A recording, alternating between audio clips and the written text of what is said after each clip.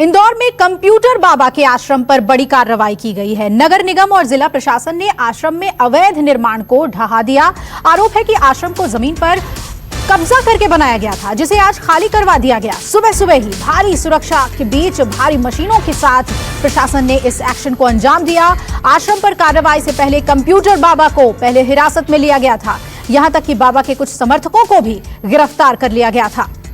4 तस्वीरें आपको दिखा रहे हैं जो कार्रवाई हुई है। बुलडोजर से कार्रवाई हुई है और इमारत को गिरा दिया गया और खुले में सामान बिखरे हुए नजर आए इस कार्रवाई के बाद। और इस जमीन को, जिसे कि बताया जा रहा है कि कब्जे वाली जमीन थी, उसे खाली कराया गया।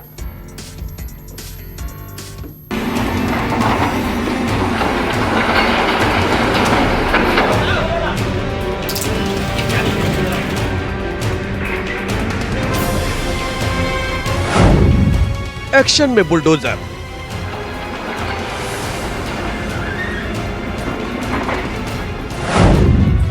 इमारतों को गिराती मशीनें,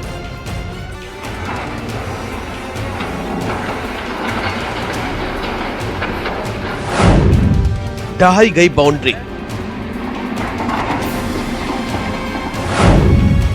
अवैध निर्माण का मलबा,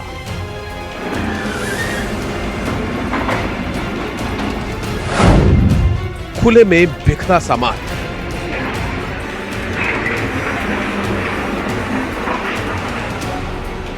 ये तस्वीरें हैं इंदौर में बने कंप्यूटर बाबा के आश्रम की, जहां स्थानीय प्रशासन और नगर निगम की टीम ने आश्रम में बने अवैध निर्माण को ढहा दिया। रविवार को सुबह सुबह भारी मशीनों के साथ नगर निगम की टीम गोमट गिटी इलाके में करीब 46 एकड़ में बने बाबा के आश्रम पर पहुंच गई। रविवार को सुबह सुबह भारी मशीनों के साथ नगर निगम की टीम गोमटगिरी इलाके में करीब 46 एकड़ में बने बाबा के आश्रम पर पहुंच गई। आरोप है कि ये आश्रम गौशाला की जमीन पर कब्जा कर बनाया गया था, जिसे प्रशासन ने खाली करवा दिया है। तस्वीरों में आप साफ देख सकते हैं बड़ी बड़ी मशीनें पक्के निर्माण को किस तरह से गिरा रही हैं। जेसीबी और बुलडोजर पहले बाउंड्री वॉल को गिराते हैं, फिर आश्रम के अंदर बने पक्के निर्माण को ध्वस्त कर दिया जाता है। नगर निगम की टीम ने पहले इमारत के अंदर रखे सामानों को बाहर निकाल दिया था। इमारत में रखा सारा सामान खुले में ही पड़ा रहा। प्रशासन का दावा है कि करीब 2 महीने पहले ही अवैध निर्माण को हटाने के लिए नोटिस जारी कर दिया गया था, लेकिन बाबा ने अवैध निर्माण को नहीं हटाया। मजबूरन नगर निगम को अतिक्रमण हटाने के लिए खुद कार्रवाई करनी पड़ी। दावा है कि प्रशासन अब इस जमीन पर फिर से गौशाला का निर्माण करवाएगा। कलेक्टर महोदय के निर्देशन में संबंधित तहसीलदार द्वारा एमपीएलआरसी की धारा 248 के अंतर्गत उनको प्रॉपर्ली नोटिस दी गई। नोटिस प्राप्त होने के बाद भी उन्होंने इस अतिक्रमण को नहीं हटाया। तब नोटिस प्राप्ति के बाद भी उन्होंने इस अतिक्रमण को नहीं हटाया। तहसीलदार द्वारा बेदखली का आदेश पारित किया गया। इंदौर प्रशासन इस कार्रवाई के लिए सावधान था कि ये पूरा एक्शन सुबह सुबह ही शुरू कर दिया जाए, जिससे जब तक लोगों को इसकी खबर लगी तब तक सारा अवैध निर्माण तोड़ा जा चुका था। इस कार्रवाई के दौरान बड़ी संख्या में फोर्स भी तैनात की गई थी, जिससे किसी भी तरह के विरोध को रोका जा सके। आपको बता दें कि कंप्यूटर बाबा कांग्रेस नेताओं के करीबी माने जाते हैं। एमपी में हाल ही में हुए 28 सीटों पर उपचुनाव में कंप्यूटर बाबा ने खुलकर कांग्रेस का समर्थन किया। यहां तक कि कंप्यूटर बाबा ने सभी सीटों पर लोकतंत्र बचाओ यात्रा भी निकाली थी। इससे पहले कमलनाथ सरकार में भी कंप्यूटर बाबा को मंत्री का दर्जा मिला था। चुनाव खत्म होते ही प्रशासन ने कंप्यूटर बाबा के आश्रम पर एक्शन ले लिया। कांग्रेस नेता दिग्विजय सिंह ने इसे बदले की कार्रवाई बताया है। इंदौर में बदले की भावना से कंप्यूटर बाबा का आश्रम और मंदिर बिना किसी नोटिस दिए तोड़ा जा रहा है। ये राजनीतिक प्रतिशोध की चरम सीमा है।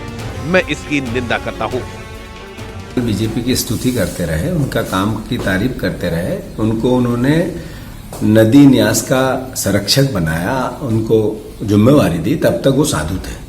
अब जब उनका विरोध करने लगे तो शैतान हो गए। टाइमिंग, रात का अंधेरा क्यों चुना गया, एक साधु को जेल में बंद करके कार्रवाई क्यों की गई, ये सब बातें ये बताती है कि एक मुख्यमंत्री बदले की भावना से काम करता है। आरोप है कि कंप्यूटर बाबा ने इंदौर शहर में 2 और जगहों पर भी जमीन कब्जा और अवैध निर्माण किया था। उस पर भी जल्द ही एक्शन होने की आशंका जताई जा रही है।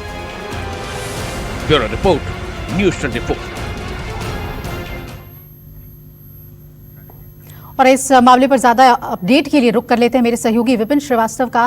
विपिन, दोनों बातें ही सामने आ रही हैं। एक तरफ ये कहा जा रहा है कि कंप्यूटर बाबा ने कई जमीन पर अवैध कब्जा किया हुआ था, और दूसरी तरफ ये कहा जा रहा है कि कांग्रेस से काफी करीबी रिश्ते थे उनके, तो बदले की ये कार्रवाई है।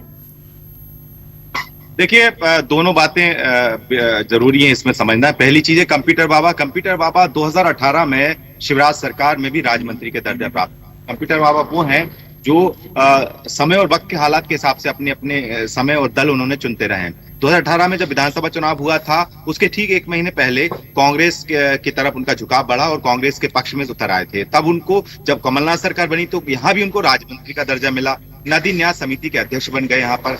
तो अब जो इस बार जो सबसे बड़ी बात है कि दोनों चीजों पर सोचा जाए तो हाल ही में उन्होंने जो उपचुनाव हुए थे 28 सीटों, इनमें उन्होंने एक यात्रा निकाली थी शिवराज सरकार के खिलाफ, लोकतंत्र बचाओ यात्रा, और इन 28 सीटों पर गए भी थे वो। इसके बाद इस दौरान ही जो 2 महीने का नोटिस की जिक्र कर रहे हैं नगर निगम, तो उस दौरान ही उनको दिया गया था, तब वो प्रचार में व्यस्त थे। अब ये तामझाम जो हुआ है, जो अतिक्रमण की कार्रवाई, इसको जाहिर सी बात है कांग्रेस के साथ में खड़े होना, कांग्रेस के समर्थन में प्रचार करना और साथ में शिवराज सरकार के खिलाफ प्रचार करना, इन तीनों कड़ियों को जोड़कर देखा जाए तो इस तरह की कार्रवाई का आरोप जो है कांग्रेस लगा रही है। दिग्विजय सिंह हो या जीतू पटवारी हो या तमाम कांग्रेस के सब जितने भी नेता हैं, वो इस पक्ष में उतर आए हैं कि ये कहीं ना कहीं बदलापूर्ण कार्रवाई। क्योंकि 4 दिन पहले भोपाल में भी कांग्रेस के विधायक आरिफ मसूद पर भी इस तरह की कार्रवाई हुई थी, उनके भी कॉलेज को यहाँ पर तोड़ दिया गया था। तो 4 दिन में दूसरी बड़ी कार्रवाई इसको माना जा रहा है। तो यही वजह है कि कांग्रेस अब फ्रंट में आकर इस पर सियासत कर रही है। उसका कहना है कि साफ तौर पर कि इतना पुराना, क्योंकि ये आश्रम में अगर बताऊं आपको तो ये आश्रम कम से कम सालों पुराना आश्रम है, तो सवाल ये उठ रहा है, कांग्रेस ये कह रही थी इतने साल तक ये चुप क्यों थे, तब इस अतिक्रमण को क्यों नहीं तोड़ा गया था, अगर तोड़ना था तो ये तमाम जो स्थितियां हैं मध्य प्रदेश में बन चुकी हैं। अब सबसे बड़ी बात है कि अब इस पूरे मामले में कांग्रेस फ्रंट पर है और पूरी तरह से बीजेपी सरकार पर सवाल खड़े कर रही है, और यही वजह है कि अब यहाँ पर इस पर सियासत के साथ